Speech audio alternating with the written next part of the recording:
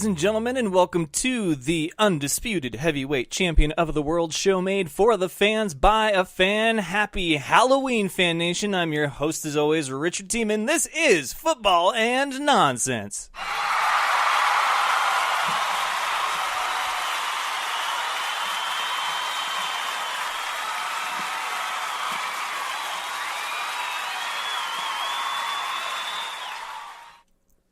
Now then, it is Halloween. Those of you that follow me on Twitter or on Periscope saw that I was out and about walking my dog Sammy in a Kylo Ren costume because, well, Halloween, why the hell not? And then, of course, I'm about to tweet you all a picture of how I look currently in studio in hopes that maybe this entices you all to tune in right now if you haven't already. But I'm a man of many masks on Halloween. It's a holiday that I feel... when it comes to holidays in general, they are what you make it. Christmas, of course, is supposed to be the celebration of the Lord and Savior Jesus Christ, right? And since the olden days, since way, way, way back when, a lot of people have turned it more into still a family gathering and a celebration, but there's a guy in a red suit named Santa Claus, Rudolph the Red-Nosed Reindeer, there's Krampus, there's all these different things. So holidays, like life in the world and everything that we do, naturally sort of morphs and evolves into something else. But I've always been a believer in holidays are what you make them. So those that are anti-Halloween because it's supposed to be the devil's day or whatever, and witchcraft is practiced.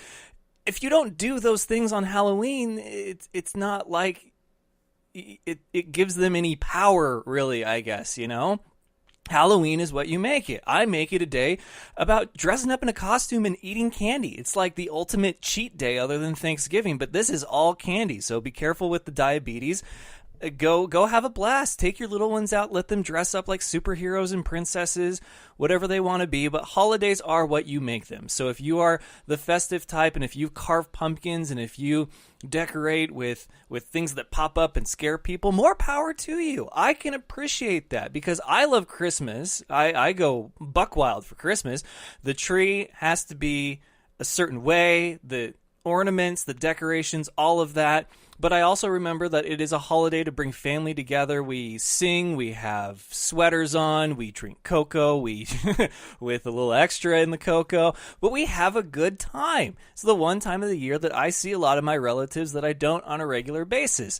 Thanksgiving, very similar. So holidays are what you make them. So if this is your day to go out and cast spells and worship the underworld, I'm not going to get behind that, but to each their own, I guess. It's just that's not how I view Halloween. So to those of you that are anti-Halloween, I respect that. To those of you that go out with your kids, you trick or treat, you get dressed up, you have a good time, I also respect that because that to me is what Halloween is. I wish it was one of those holidays that, like Thanksgiving, was on one day of the week each year, or the last Friday or whatever, and I believe we talked about this on the last show, so that's the last I'll say about that.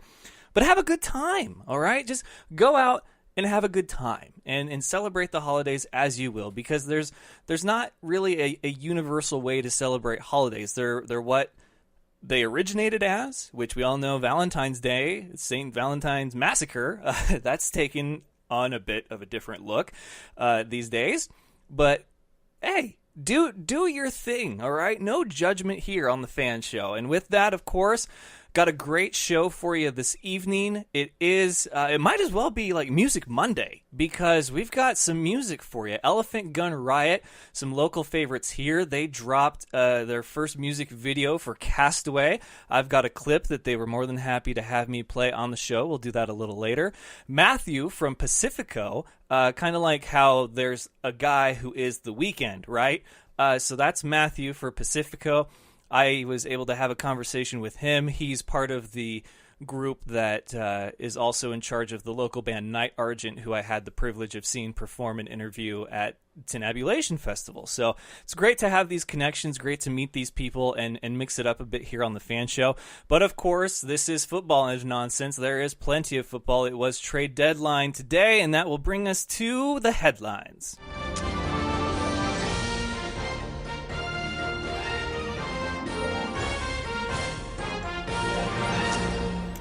And the headlines are that it was trade deadline day today. And of course, this episode is once again brought to you by the good folks at mybookie.ag. Go and sign up today and use promo code TheFanShow, and they will match up to 50% as a bonus when you register using that promo code. But it's holiday cash time. You need it, and you know where to get it. MyBookie is the place to score some serious cha-ching, all right? El Moolah on your sports predictions. Believe it or not, the holidays are just around the corner, like we just talked about at the top of the show. And while that means plenty of parties, gifts, and spending, you gotta have the money to do the spending, am I right? It also means that there's lots of football, basketball, hockey, baseball. Also, a little sidebar here, Game 6 of the World Series is tonight between the Dodgers and the Astros, and it's been a great series so far. Oh my God, fantastic job to all those involved, which is the players, really. I mean, it's a must-win the next 2 games for the Dodgers if they want to win the series. All the Astros have to do is win 1. So it's the fact that it's made it to Game 6, awesome. Couldn't have it any. If you're going to have a series as your championship, might as well come down to Game 6 or 7. But anyway, back to it. So mybookie.ag, a lot of sports going on right now. Man up and play like the pros on game day. You can play the money line, side, or total. MyBookie is your hookup for all your betting needs and offers super fast payouts when you win. They are built on the 3 R's: reliability, reputation, and really fast payouts. So by all means, please go sign up for mybookie.ag today. Throw on that promo code TheFanShow and get up to that 50% bonus. So, headlines. Apparently one of my tweets was a big hit because Jimmy G, oh man, he is Cali bound. He's already in San Francisco, held his first press conference today as an official 49er, and that was awesome to bear witness to because this is big for the 49ers. Why, you ask? Well, because of a few things. First and foremost, we had Brian Hoyer start out our season, and then we made the move to C.J. Beathard, and that's good as well. But the simple fact is that this is a team that is building for the future, and it seems like they have a majority of their pieces except for one in particular, and that's the quarterback. Now, everyone and their dog thought that this was the long con, the waiting game to get Kirk Cousins, reunite him with Kyle Shanahan. It could very well still be the case, but that has taken a turn now that we have acquired Jimmy Garoppolo, what everyone thought, the heir apparent to Tom Brady. But no, for a second-round pick and a few comped flight tickets to Cali, yeah, we've got him now. And, of course, James, LeBreton, and I will discuss that coming up in about 5 minutes here on the program. But man, oh man, trade deadline. Kelvin Benjamin has been traded from the Panthers to the Bills. Dwayne Brown from the Texans to the Seahawks. Some much-needed offensive line help there.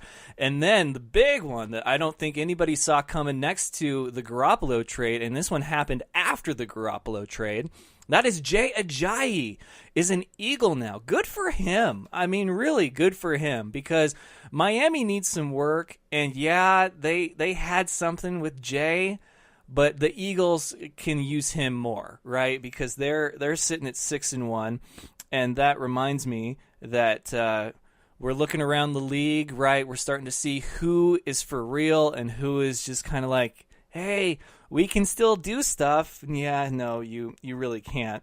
This last week, the 49ers, San Francisco, and 8 against the red-hot Philadelphia Eagles. The Eagles still only 1 loss on the season. It was an embarrassing matchup on Thursday night as the Dolphins got blanked by the Ravens 40-0. A hit that was just, so awful, but not the worst hit of the weekend on Joe Flacco by Kiko Alonso. And it was just really all downhill, all defense for the Ravens. Matt Moore did not look very good. In fact, people probably want Cutler back. In London, the Vikings defeated the Cleveland Browns. Color me shocked there. 33-16. No upset in Foxborough as the Patriots beat the Chargers. Zach Miller, who is fighting to not just save his career, but his leg. Gruesome And I think that's an understatement, but absolutely horrific injury to Zach Miller, blown out his knee and did some vascular damage to it. And so they had to have an emergency operation, but it makes you cringe. And it was, by all definitions of the word, a touchdown, but yet somehow the jackass of a referee decided, no, it's not a touchdown. And we're going to talk about the list of fan show later. Hint, hint, tease, wink, wink. But the Browns would ultimately fall short to the Saints. Now, it was an 8-point difference. That touchdown probably would have meant a difference of outcome, just to be entirely honest. So, with that then, Panthers over the Bucks, the Bengals over the Colts, the Bills over the Raiders, and that was one that I picked. Chiseled Adonis, he beat me. I'm like 1-7 now on the season, and that was because of the Redskins losing to the Cowboys 33-19. The game of the week, though, oh my goodness, 41-38. Seahawks over the Texans. It was a quarterback's duel for the ages. 4 touchdowns apiece for these two quarterbacks. Deshaun Watson, the hot rookie out of Clemson, and then, of course, Russell Wilson, the new possible face of the NFL. 3 interceptions for Watson, though, would ultimately be the difference maker. And I swear, if you take away those interceptions, the Texans are the clear-cut winner in this contest. But over 400 yards against the Seattle defense in Seattle? Holy crap! I mean, my goodness. It is absolutely insane. And that, I would be perfectly fine with having a Super Bowl rematch between those two teams. Now then, as far as the rest of the week goes, Steelers over the Lions. They could not find the red zone. It is what it is. Or they couldn't find the end zone. They were perfectly capable of getting to the red zone. They couldn't find the end zone. Chiefs over the Broncos in a divisional bout. Falcons find the win column again against the Jets. So it was a pretty quiet week. We are at the midway point of the season, so a lot of these out-of-division, out-of-conference matchups don't really mean what they would, but some of these divisional ones, yes, they will mean a lot in the next 7 weeks. But that Seattle and Texans game, that Seattle-Houston, that Seahawks-Texans game, that was something. In fact, the question of the day yesterday, even though we didn't have a show, was which rematch would you rather see in the Super Bowl, Chiefs-Eagles or Texans-Seahawks? And when I last checked, I believe 53% of you were going for the Eagles-Chiefs. Why, I'm not sure. Maybe they're more fans of defense. But we do have a question of the day. We do have another member, another addition to the list of fan show. All of that coming up. We're going to go ahead and go to a quick commercial break. When I come back, James LeBreton from 49ers Web Zone and Niner Noise talk about all things Jimmy Garoppolo and what we think of Shanna Lynch. The Shanahan-Lynch era is in full swing in the Bay Area. So don't go anywhere. We'll be right back with more of the fan show after this. This is The Sheet. Gets me all revved up. My face is now red. My ears are just freaking boiling. He's so raw that Sky hates him. Yeah, he had 51 touchdowns, 4,900 total yards. I know y'all like that, but I got to run. And only in Alabama that could happen, I have to say. They're so good, man. They would win the Big Ten if they were in the Big Ten. You could be doing something vision-based in front of you and reach down and grab a handful of insane goodness. Give it to him. Kudos. I'm clapping like a golfer. Very good, Johnny. I'm proud of you. Wow. You guys agree on something again? I'm very impressed. You ever had a bad week? You know, just you walk outside, step in a puddle, like right when you walk outside. I mean, how's there a puddle right outside your house? Or you stand on the curb and somebody drives by and splashes water up on you? Or it's just raining on you, not anyone else? I will tell you, before you go any further, I cannot hear Chad when he speaks. Good. Here, listen to the sheet, man. I don't really know what we're doing. Every Saturday morning, 8 to 10 a.m. right here on WBLZ Sports. Whether it be your industrial, commercial, or residential needs, Gen Service is the electrical contractor for you. The Gen Service team has the expertise, commitment, and educational years to help you solve all your electrical concerns. They have you in their best interest with helpful suggestions to accommodate your every want. Give them a call, no matter the size of the job, at 740-438-7173. Mention WBLZ Sports, and you'll get a discount.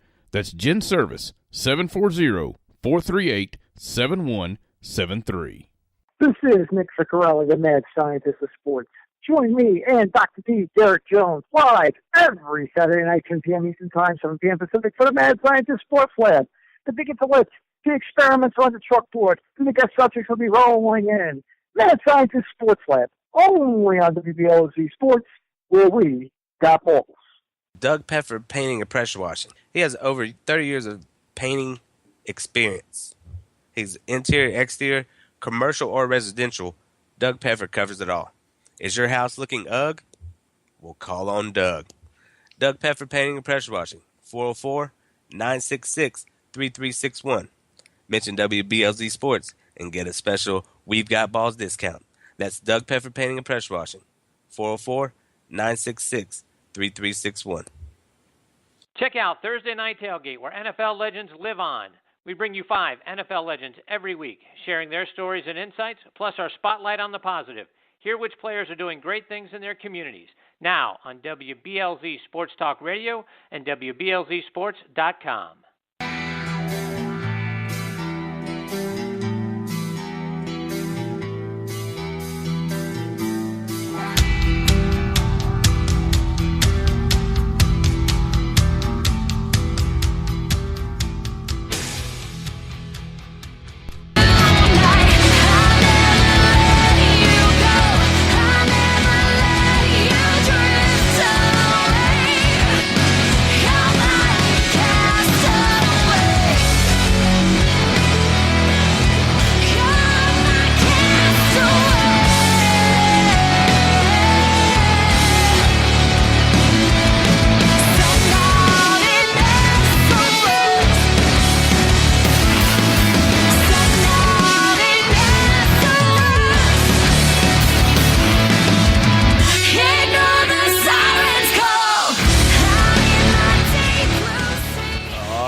That is Elephant Gun Riot. Their music video for Castaway dropped today. Follow them on Twitter, like them on Facebook. They are all over social media as their debut music video is on loop all day long, streaming live on the popular streaming platforms such as Periscope and Facebook Live. Go check them out. It is kind of a musical version of the F.A.N show today.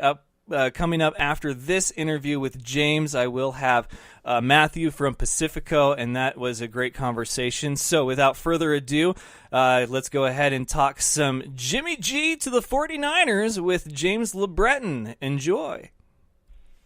All right, ladies and gentlemen, joining me now on the program, he is with 49ers Web Zone as well as Niner Noise. It is James LeBreton. How you doing, James? Great. Thanks for having me on the show. Absolutely. It's a pleasure anytime I have a fellow faithful here on the program. I'm a huge Niners fan. I live up in Washington in Seahawk country, so every now and then when I get the chance to talk to somebody that actually not only is a fan of the team, but actually like covers the team and knows what they're talking about, it's a breath of fresh air. So obviously having you on in the wake of the big Jimmy Garoppolo trade, it was also breaking news today that they have traded away Rashad Williams to the or Robinson to the New York Jets. But let's go ahead and talk about Garoppolo first. Your reaction when that came across, either your phone, email, however you get the notifications, what was the first thought? Well, first and foremost, it was shocking in a good way. Shocking because I felt that if the quarterback trade was going to happen, it would have been before the season. I think it pushed the whole Hoyer play and the Beathard, even though there's lots of things they like about him. He's taken a little longer to evolve, and what be it the woes of the offensive line and they can't get it together. I think this forced John Lynch and Shanahan's hand to go ahead and give the faithful something to cheer about. And good for them. Not only did they solidify the future signal caller, if he hopes that he works out. I can't see why he wouldn't. But it's good because even at 0-8 with that horrible record, they gave the faithful something to cheer about and something to be hopeful for. And that's what you have to do when you're on a team. You gotta roll with the punches, and that was a hell of a plan B. Yeah, if anything, from my perspective, and yes, my reaction was shock completely, because you don't I can't recall a year that's had a lot of big names happen right before the trade deadline. We've seen one, maybe two happen in the past couple of seasons, and it was ones that there had been a lot of talk. I know that when it came to the 49ers, Joe Staley was a name that was on the trade block discussion, and then of course before that Navarro Bowman, but then they went and granted him his release. So this is definitely, yes, something for us to cheer about in the wake of everything else that's been going on leading up to the midway point of the season with an 0-8 record. But really, my perspective, my thoughts on the trade is that it's a low risk, high reward, kind of a win-win situation, because everyone's been talking about Kirk Cousins and how he's inevitably on his way to be reunited with Kyle Shanahan.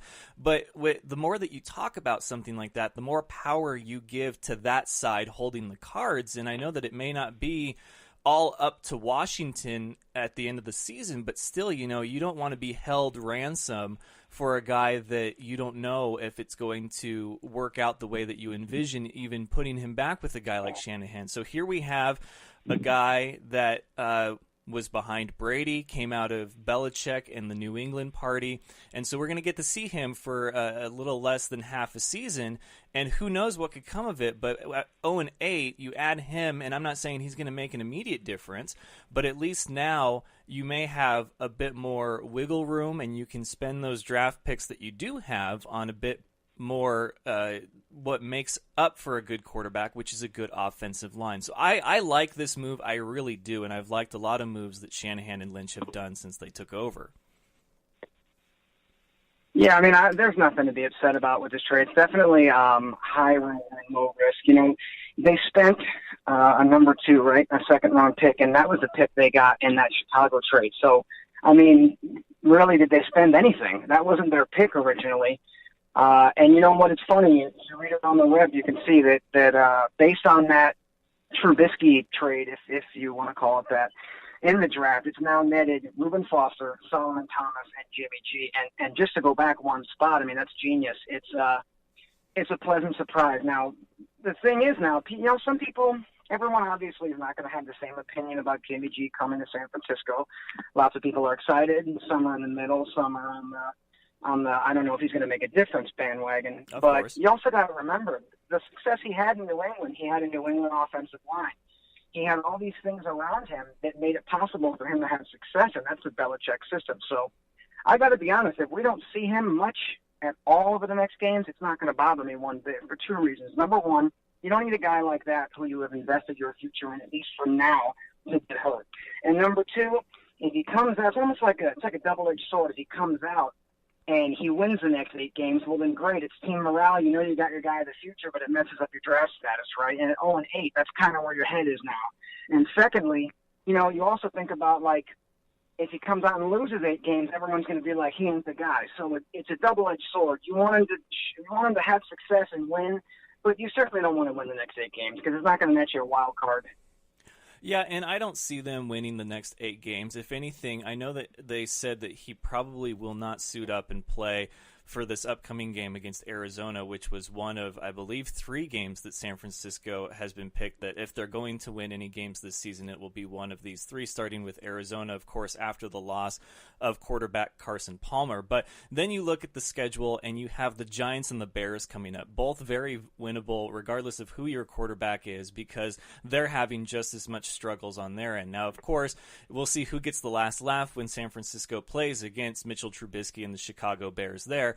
But I could see him playing and winning those 2 games and having us, get rid of the taste of a possible winless season out of our mouth. But I do not foresee him to go and lead us to 7 straight victories because it's just unrealistic with how many problems and, injuries we have on this team right now. But I do think low risk, high reward, definitely a tread lightly kind of situation, though, with how you go about your play with him throughout this season. I would hate to see him go out there and just be on his back for 3/4 of the game because the line just isn't there. But what else would you like to see them do now that they have made this move before the end of the season in regards to the rest of the season and obvious preparation for next year?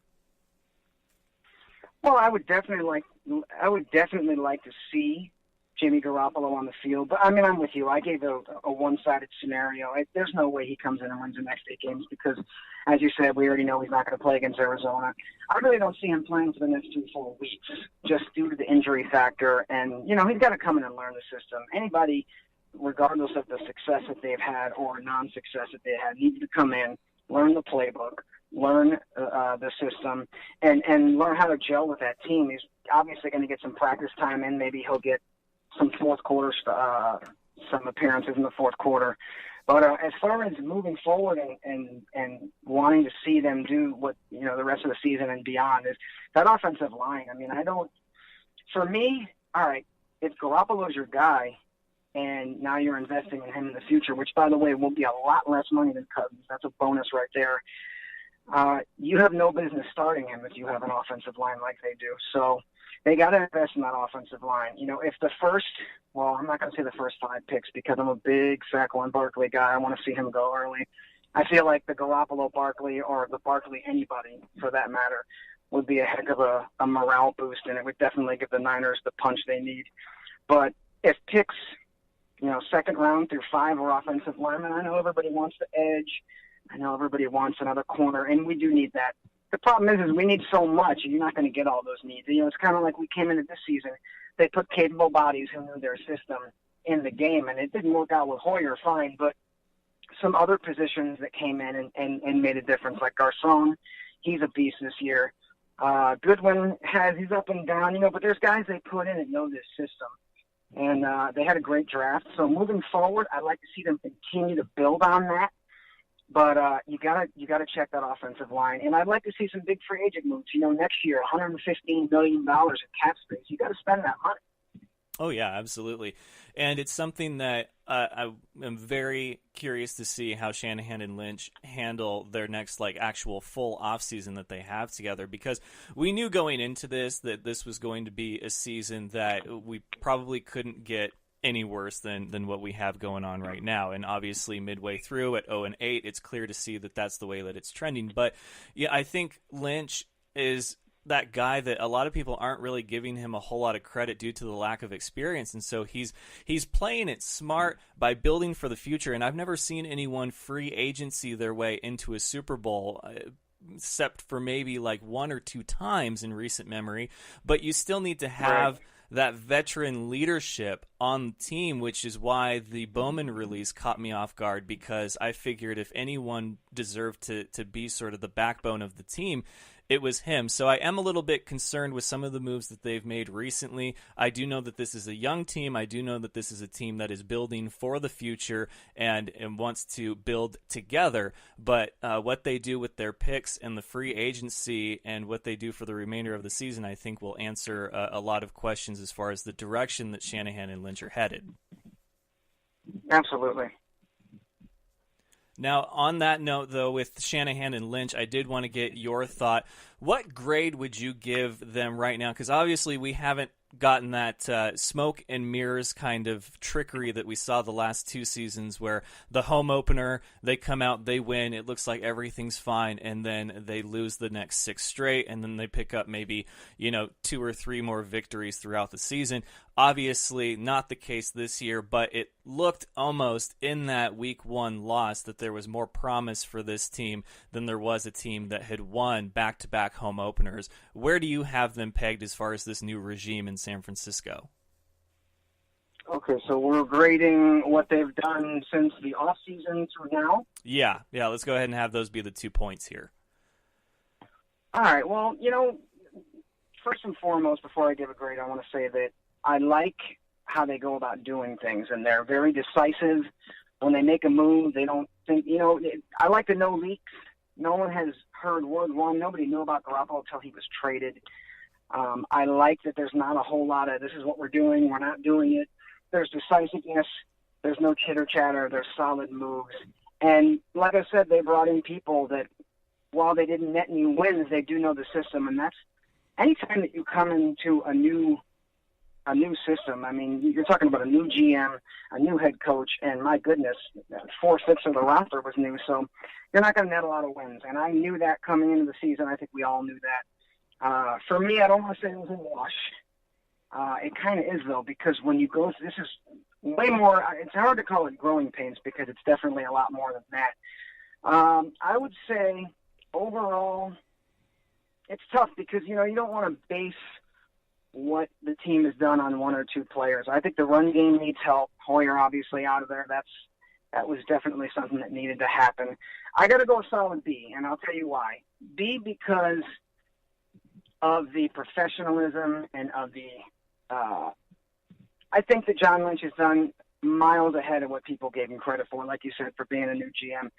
And I'll go with a solid B. I don't really want to reflect record because if Hoyer's not getting it done, he's not getting it done. But also, the offense has their woes too, right? They're the most penalized team in the NFL. They led the league in drops, and that's certainly not Hoyer's fault. However, I give them a B because you went out, you gave the fans something to cheer about. You built a solid defense. That defense looks really good, in my opinion. The offense definitely has a lot of woes, but you got your signal caller of the future. You did it at a bargain price. It cost you a number 2 pick that you went out and got for yourself. And this team is going places. The morale is still high. I've never seen an 0-8 team so ready to go out there and play football before. And that's because of the direction and the leadership that this team has. We don't want to point out old people, Chip Kelly, Thomas Sula kind of thrown in there, bulky, but this is something you haven't seen for quite some time. There's cohesiveness. There's a direction. There's everything that you would build a solid foundation on as far as a regime is brought together, right? And right now they're establishing a culture, and that's what this team needs a new culture. We're not the team of the 80s anymore, but we're definitely the team of the future because with Jimmy G in there, they get a solid offensive line, and they give him something to work with like New England did. You're going to see results, and you're going to see really good ones. Yeah, and I agree with you on that one. I think a B is a great grade, especially given what we had seen after Harbaugh had left. Even with more wins the last few seasons, and of course this one is still only midway through, we could see a turnaround of sorts before that final whistle in the last game of the season. But, you look back, and I did not agree with the Chip Kelly hiring. I did not think that he was right for this team. I don't think he was right for the NFL. And then Tom Sula was sort of the sacrificial lamb. I kind of wish that they would have given him a bit more time if ultimately they were going to just clean house, if it didn't work out with Chip Kelly. It seems kind of like a wasted year in this team's history. But what I'd really like to see them do now is add some veteran leadership to the defense. Free agency, I'd really like to see them get some skill position players for that secondary. Even if they're 1 or 2 year contracts, I'd like to have them help usher in that young defense that we already have being built there. And then the offensive line, I'd like to see that come out of the draft just because, as much as it pains me to say, the Seahawks are doing it right. And they do have some issues, particularly with their offensive line, but they know how to draft, they know how to use those picks, and then they know how to spend their money in free agency. And a lot of it is to help beef up their strongest point, which is their defense. And of course they have their franchise quarterback in Russell Wilson. Doug Baldwin has emerged as a star, and then that big trade for Jimmy Graham, depending on if they use him the right way or not, it's kind of hit or miss. But they have a formula that I believe works in today's NFL, and obviously we're talking 2017 from 2011 and 12. That's 5-6 years running that this formula has worked for them, and I'm surprised that more teams aren't adapting to that. So that would be my wish for what Shanahan and Lynch's next move is this offseason. Absolutely. Like I said, moving forward, they've got the right formula, and nothing is going to just hit the ground running. It's funny because we just got Jimmy Garoppolo, but not everybody's Tom Brady. You don't just come in and start winning like that. And but the opportunity is there. They know what they have to do, and Shanahan's history with quarterbacks is unbelievable. And I know the Hoyer project didn't work out this time, but previously Hoyer's best season was under Shanahan, and you had all these other offenses that worked well under him. I want to bring it back to the Saquon Barkley trade. I know that we're not to the draft yet, but what I do want to say about that is that a lot of people are saying that probably won't happen because Bobby Turner and Kyle Shanahan are known for the later backs. And, it's funny because not every time it's hard to go through that and say, well, they will, they won't. They do need that really good back, that power back. But I think it's a definite possibility. When you bring over Garoppolo like that, that was a message that they're not going to obviously draft high on a quarterback. And I think a lot of people thought they were going that way. But also remember that we don't know how much influence Shanahan had in the previous years on every draft, on every team that he was in. So just because that's not their style doesn't mean that won't happen. Yeah, exactly. I think that's a very valid point. And, looking at their schedule and when we might see Garoppolo, you said that if he doesn't start this Sunday, it might be a few weeks before we see him. So this Sunday they play against the Arizona Cardinals.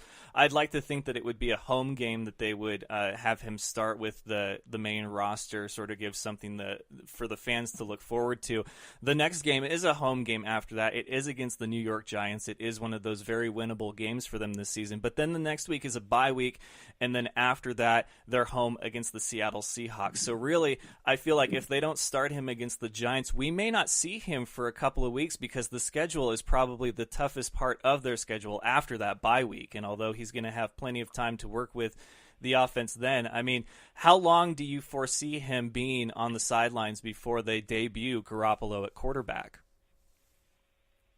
Well, like I said, the offensive line is an issue, and it's a risk putting him in there. Not that I think that C.J. Beathard should be the tackling dummy, but like I said, if you're serious about investing in your future with Garoppolo, you don't want to make any silly mistakes and have him out there when blocks are being missed, or maybe you don't have your strongest guys in there. I would feel more comfortable seeing him go in when Trent Brown and Joe Staley were back. At least that blind side and both those pass rush sides are at least they're protected well, and the interior line needs some work, but at least that's coming at him. He's got a little more vision. That blind side is horrible, and that's, I mean, my goodness, we saw Steve Young go down in 98, 99 on that blind side through a missed block. So that's a really, really, really important position, and we know that. So I'd feel more comfortable seeing Garoppolo when that line is at least has the veteran presence back of Joe Staley and Trent Brown having a good season. So, Cinderella-esque would be that he comes in on his proverbial horse, right, against Seattle and blows them up and has 400 yards and they beat Seattle. I mean, if that doesn't increase team morale, I don't know what it is. But at the very least, you got to have those tackles back. Yeah, it would be nice for him to get a win against a team that has owned us for the last several years. I think it would be the 9th straight loss to Seattle if we were to lose this next one at home to them. I mean, wishful thinking, but yeah, it's a rivalry game. It's a tough team. It's at home. Might as well, see what you can get, any kind of a spark out there with him. And that Steve Young play that you were referencing, I remember that vividly. It was Monday Night Football against the Arizona Cardinals, and it was the first time I ever cried over football because I knew the end for Steve Young. But last question on this topic. What does this do in regards to the future and Kirk Cousins? Like, has that ship sailed now, or is this an insurance policy should that not work out for whatever reason come the end of the season? I think it depends upon the majority. We got to see what Garoppolo has as far as cohesiveness in their system. And yes, you don't want to play him right away because the offensive line is not intact and you want to give him a chance to learn the system. But if he comes in and wins 4 or 5 games, well, then you got a good feeling about him. And not necessarily wins, but if he comes in, his reads are good, and he can gel with that offense enough to get him down the field on a regular basis, well, then I think that's your guy. But then you got the other side of it. Well, maybe he's just a backup, and they know that, and they didn't give him a lot of money, and they still will go after Cousins. I don't think that's the case. But I think the best way to answer that would be to see him in at least 4 or 5 games and see what he does with this offense. Now, granted, he's got some weapons. He doesn't have a lot of protection, but I think as of right now, that was a message that they're not going to go after Kirk Cousins. And like I said, every week it can change. It depends upon how well he does, and if he does well, there's no need to go out and get it. I could see Kirk Cousins being $22 to $25 million a year. Garoppolo will probably sit back at $15 million, and that's a heck of a bargain, considering the fact that you could lock him up for 7-8 seasons. Yeah, absolutely. I couldn't agree more. So this will be the storyline for the San Francisco 49ers for the rest of the season. Jimmy Garoppolo, is he a product of the system, or is he the next great quarterback in the NFL? I think it will be hard to tell with this year's 49ers squad, especially with that offensive line, but this does give hope to the faithful and something to cheer about, in all honesty. I mean, it could be a shutout his first time out, but at least the fans have a little bit of hope, and I think that this is a clear sign that Shanahan and Lynch do in fact know what they're doing, and they're going to play this thing smart. So he is James LeBreton of 49ers Web Zone and Niner Noise. And good sir, I want to thank you for taking the time to be on the show, and let me know, of course, if you guys ever need a comment or a quote from me here. I'm always happy to talk 49ers with my fellow faithful, so the invitation is open. Will do. That sounds good. The invitation is always accepted. Thanks for having me, and I had a blast. Absolutely. Happy Halloween. You take care of yourself. You too.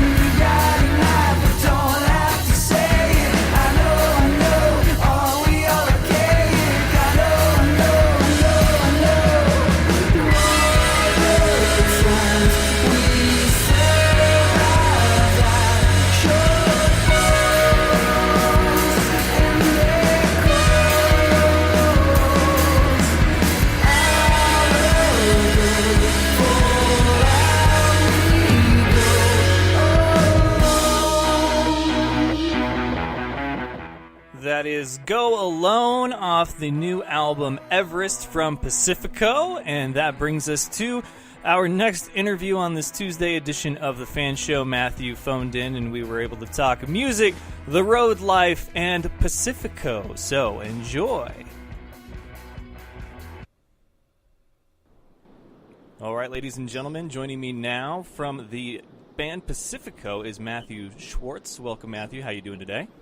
We're doing well. Thanks for having me. Absolutely. It's always a pleasure to get to know a new artist, and I'm glad to have you on. Now, I'm disappointed I couldn't make it to one of your shows, but I have been listening to the songs. I got to say, very catchy stuff, very good. Now, is the proper way to sort of introduce you, are you a one-man band? Are you the artist known as Pacifico? Like, how does that work when it comes to a guy that's under a band name?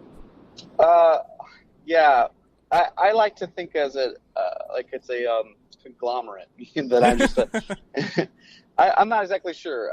I mean, I guess I am the only member that seems to be constant, but I like it as a collective. Like whoever can be involved in it typically is, and it takes a lot of people to make this thing run. Yeah, it is the art of the band, man. I tell you, I know from experience. I was in band since I was about 16 years old, and you know, as much as you want it to be a brotherhood, really it comes down to a business, and you got to do what's best for business. And there's going to be some hard feelings, there's going to be some broken hearts, and some things that you have to mend over time. But ultimately, you know, your passion levels all have to be the same. And if they're not, which 9 times out of 10 they aren't, then you got to do what works best for you. How did you get started, though, as far as being a musician, Pacifico, all of that? Like, how far back does this go for you? Pacifico started actually in '99. I was in another band with the original drummer called Linger, and we played, and we were all contributing songs, but they never really wanted to use my songs. And the drummer was like, "I like your stuff. We should do something with it." So we decided to do a side project, and then ended up becoming our main squeeze when Linger kind of fell apart, and then we. So after that, it became a 3-piece, then a 4-piece, and a 5-piece, and then at that point, it got to the point where everybody had responsibilities and had to go take care of those responsibilities, where it was children, wives, you know, jobs, yeah, life, bills, right? Right. And they gave me the name, and it really was bands like Gorillaz or like Bright Eyes that kind of gave me the idea that I could do this and not have to have people because Go. Yeah, it was bands like Gorillaz and Bright Eyes that influenced me in the way that I could believe that I could do this and not have to have your typical band structure. I could have people come in and out as they wanted and not have to have that commitment. And they could do their own bands or, take care of the responsibilities and still be contribute to what I was creating. Is it harder that way, though, in your mind, to have people just kind of come and go, not sure, like, because a lot of people can build different rapports, sports, music, really life, you have different relationships for different reasons with people, and so to have somebody come and go, I mean, obviously if that's the understanding, that's fine, but is it harder because sometimes you'll find a guy or girl that you really like for that part, and then all of a sudden they're gone, and now you have to sort of the search begins again? I mean, yeah, yes and no. It's kind of like if people, if there is a case like that, there was somebody that I'm like, I really want them to be my lead guitarist or whatever, I can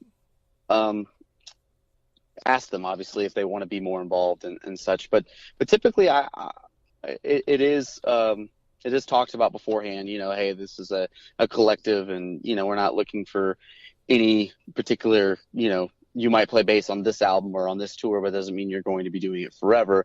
But it could be that you that could happen too if that just ends up being that way as well, kind of thing.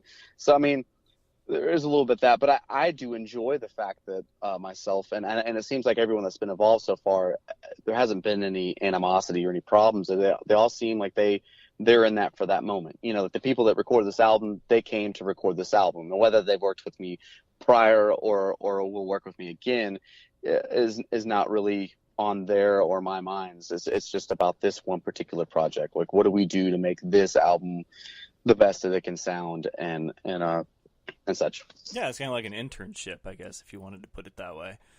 Yeah, it's a summer job. Love those summer jobs. Well, as far as what you have going on now, Pacifico, you are on tour. You just left Seattle. You're on your way to Twin Falls, Idaho, and then Salt Lake City. What are the origins of Pacifico, and then how has this tour been for you? Is this the biggest tour that you've done, or like where are we at as far as you in your Pacifico career and life? Well, it was started in Georgia. And then since then we had a little fiasco where we had management and we're chasing labels and such, and we moved to California and got our butts handed to us, and we got taken for a ride by the said manager, and so we had to come back to Georgia, and then about then is when the band kind of fell apart, and they gave me the name, and then I moved to North Carolina for 5 years and kind of did it from there. And now I live in Louisiana. So that's where Pacifico itself, has been. But we used to tour full time way back in the day. I've done many national tours, but it's been an actual national tour. It's been a very, really long time. The last tour I did at all was a Southeast tour, and that was in the spring of 2011. So it's been a little bit. But with this album, I feel like it was the best thing I ever did. It turned out that that I was able at a place where I was able to go tour for it. My wife, who I've been together with for 2.5 years, she was getting her PhD in chemical engineering, and she just got that. And we never got a honeymoon. And I asked her what she wanted to do. She said she wanted to see the U.S., and I said, well, we can't afford that. So, my album was coming out this fall anyway, and so we agreed together that we would do that. And she actually is a classically trained pianist, so she's playing synth with me on tour. So it's kind of like she is a bandmate now, and this is our honeymoon. Wow, that's like the perfect. I don't think you could come up with a better solution where everybody wins than that. So glad that worked out for you. Tell us a bit about the album. Obviously, you're excited about it. You said it's probably the best work that you've ever done. You're on the road now playing it. What is different with this album from the others, and what gets you so excited about it? Well, as an artist, I'm always wanting to push the creative part a little bit further. This particular time, I really took strides in making sure that the songwriting and the arrangement was more difficult and challenging for myself.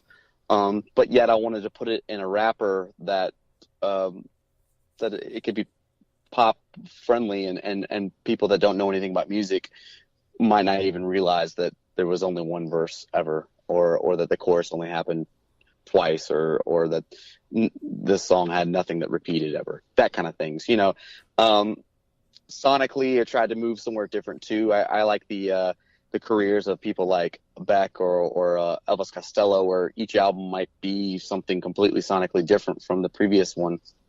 And when I was writing this album, it really seemed like it was going to be more dancey and more upbeat and much different from anything I had done. So the first person I contacted was Ronnie Martin, who is from a band called Joy Electric and another band called Said Fantasy, and he does analog synths, and that's all he does.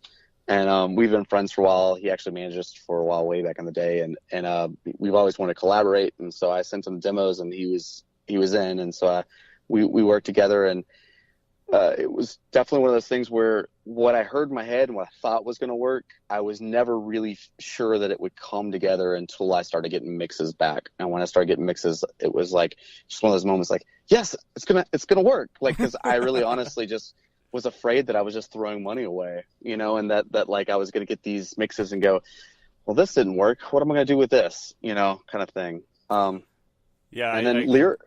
Oh, sorry. Go ahead. I'm sorry. I was just going to say I can relate.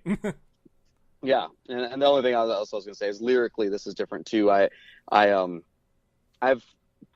worked with, collaborated with lyricists that were other people in my band for lyrics and stuff, but I've never collaborated with anyone that was not in my band and in this case I worked with a published poet who also teaches at LSU, and I had seen him do some poetry, loved his stuff, and I really wanted to kind of push the lyrics to be more poetic and less straightforward too, and I'm gonna be happier with that as well. Yeah, I think that's always a special time in anybody's career, whether it be artistically or some other type of path, where you find somebody that does something that either really interests you or that you're a big fan of, and you want to incorporate that, and so you guys kind of find like a middle ground or a way to team up. I know that I've done that here before. The intro for the show here was written and composed by my good friend Andy Rumsey, who's a local musician up here. Nice. And it was funny because he's not normally like a big sports guy, and when I came to him and I said I want you to write an intro theme for the show, he's like, are you sure I'm your guy? Because I said I think that because you're not really into sports, but me, that makes you like the perfect guy for it. And he made this amazing intro. I love it. I couldn't have been happier to have him be part of that, and he has his own personal stamp on the show now. But to bring together like minds and just sort of express yourself artistically, there's really nothing better than that. So good for you. It's the album, it's called Everest, correct? That is correct, yep. Mm-hmm. And it hits shelves on what day? It came out October 20th. October 20th. So Everest, October 20th, iTunes and Amazon and everything like that. You got the bases covered? Yes, sir. Yep. Excellent. It's everywhere you can find it. And you're in Twin Falls tonight. You'll be in Salt Lake City. How do you pass the time on tour? Like, are you a sports guy? Do you have a playlist? Do you sleep? Like, I remember for me, it was a lot of sleeping or a lot of trying to make sure that our guitarist didn't distract our driver too much. Yeah, it's a different thing now. I mean, before we vans and trailers and such, and you'd have 4 to 5 guys, and so you'd have like 2 up front, one driving and one being wingman, and then everybody else could be in the back watching a movie or sleeping or what have you. But this thing, we're in a hybrid, and it's just me and the wife and all of our equipment, and so we kind of have a no sleeping rule, where you're always going to be the wingman, and then we do a lot of audiobooks, podcasts. I've got tons of playlists and such. I've talked on the phone a couple times. We did a couple live videos for Facebook. Obviously, the person driving is watching the road and not the camera. But just talking, to people, and I don't know. It is difficult to do it. We played the ABC game. That's always a classic. And then, of course, there's license plates and things like that. But it's Mm-hmm. probably the best time of the year right now for sports. Do you have a sport? Do you have a team that you follow? I grew up a Braves fan, baseball, but alas, that's not happening. And it is kind of hard too. I mean, like the World Series is going on, and I've been keeping somewhat in touch, depending on if the bar we're playing has a TV on or not, or if we're playing a bar at all. But yeah, other than that, no, I'm not really much of a sports guy. And since I moved to Louisiana, I haven't been able to keep up with even the Braves like I used to, because I'd have to pay for MLB.com. So, wow. Yeah, the struggle is Yeah. very real. But hey, being on the road, you see so many different cities, and obviously some cities are very sports oriented. So sometimes it's a nice exposure to different culture. I know that you get to like Tennessee and in the Memphis area, and that's all music, and so obviously it's any musician's dreams. But different cities, different things. If you ever make your way to the Wisconsin area, the people are always friendly. They're some of my favorites. But good luck on the road, though. It was great to have a sit down and talk with you. And Thanks if for you having make me. it back to the Pacific Northwest, please let me know, and I'll make sure that hopefully I can avoid the flu that time. But have a good show tonight and the good rest of the tour. I hope you and the wife are enjoying your honeymoon. And once again, he is Matthew Schwartz of the conglomerate known as Pacifico. The album Everest is out now, and you can catch him on tour. Go and check out, is it PacificoTheBand.com? No, it's Pacifico Rock. PacificoRock.com. They're on Twitter, Facebook, and Instagram as well. So, Matthew, thank you so much again. You have a great rest of your trip. All right, thank you. Yeah, I appreciate it. And actually, they are in Salt Lake City tonight. That interview was recorded yesterday. So, Salt Lake City folk, go and check out Pacifico.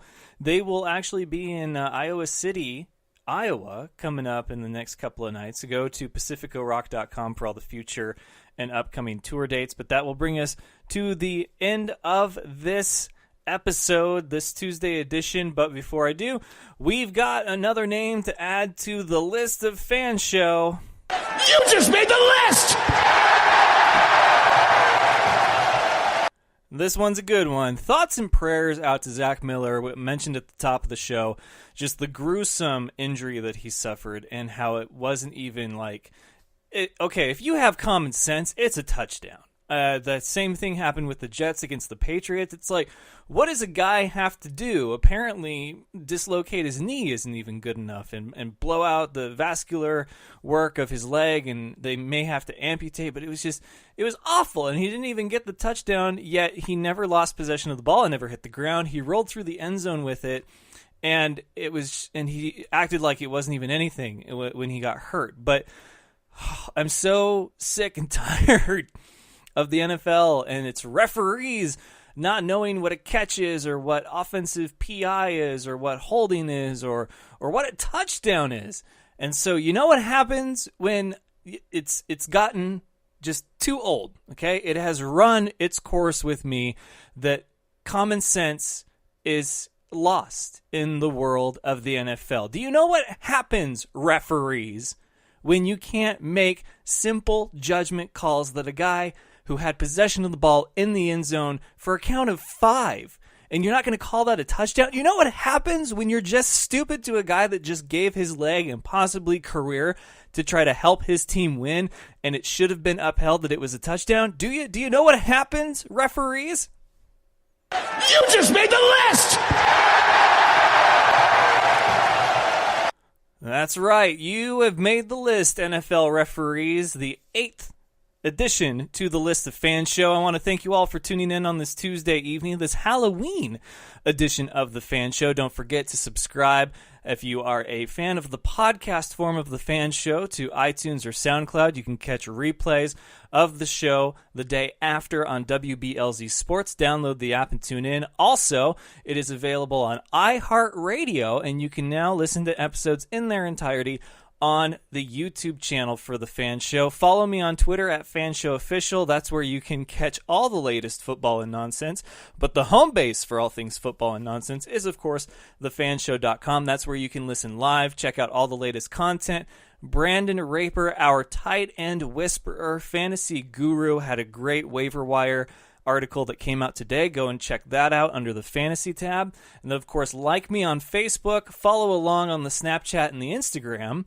And of course, until next time, ladies and gentlemen, best of luck to you and yours. Go Niners, and remember, it's all fun and games until you butt fumble. Good night, folks. Do you remember the time that Mark Sanchez ran into his player's butt? That was funny sports. Thank you for having me on the show, man. I love the Fan Show.